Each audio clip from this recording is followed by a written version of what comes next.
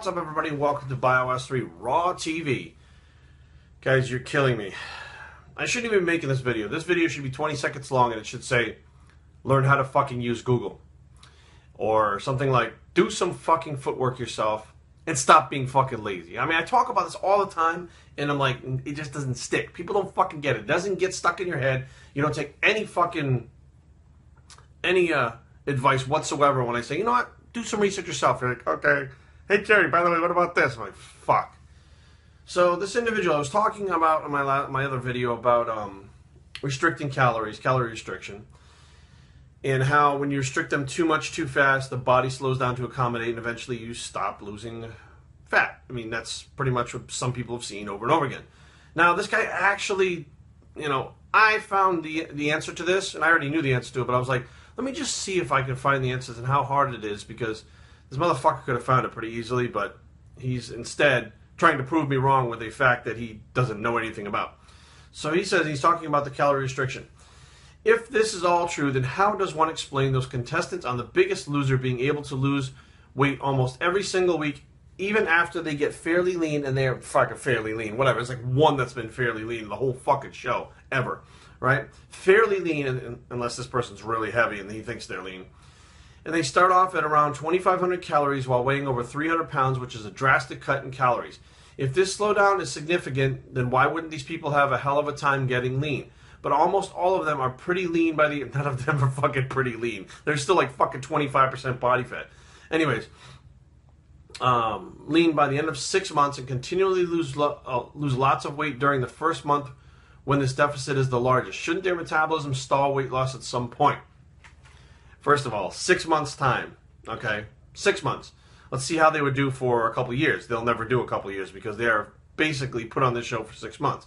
Now, what I did was literally Google to find out exactly, to make sure that this is exactly right, so that people are, hey, you're wrong, Jerry. This is what they did. 5 a.m. to 8 a.m. Wake up and have a small breakfast and do a 5-mile walk or hike. Now, how many people out there do that for fucking 6 months straight period? I had very few people unless they're very serious. Mid-morning, get back to the house and get ready, have a little snack, work out for 5 hours with trainers. Okay? Late afternoon, early evening, eat lunch or an early dinner, 10:30, lights out. They worked out for 7 hours a fucking day. That's how they did it. And they did that for 6 months' time. Now, if they continue doing that for a year and a half, yes, their metabolism would fucking stall. The amount of effort that they put in compared to the amount of body fat that they were trying to lose was far superior to anything that fucking any of these people that are watching my page are doing. How many of you people out there right now are working out 7 fucking hours a day? I'm not talking about you work a job that you're active. I'm talking about working with a trainer for 5 fucking hours. Have you ever worked out with a trainer? Nobody's going to work out with me more than an hour. I've never had anybody do an hour with me and go, hey, let's do another fucking 2. What the fuck? No. 5 hours with the training. And they were in a very controlled environment, which means that they were not allowed to cheat. They made sure they had all their meals in. They made sure that they did all their exercise, and they were pushed to the max for that 6 months.